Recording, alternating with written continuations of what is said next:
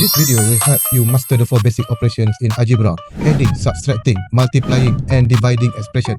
Let's add it up, just take a look. 3x plus 2 sits in the book. Same letters, same powers too. Put them together, now you've got a clue. That's 5x, oh yes it is. Algebra's cool and here's the biz.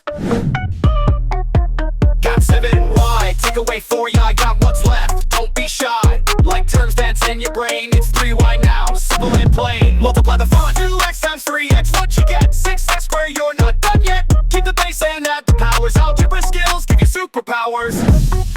6x squared divided by 2x.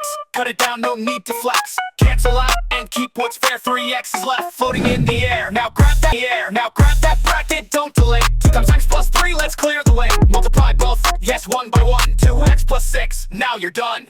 Math power, activate, multiply, divide. With algebra, you're on a ride. Distribute and simplify. Wave your pencil and give it a try.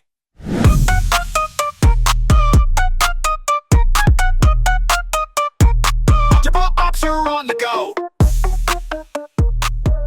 Algebra is easier than you think.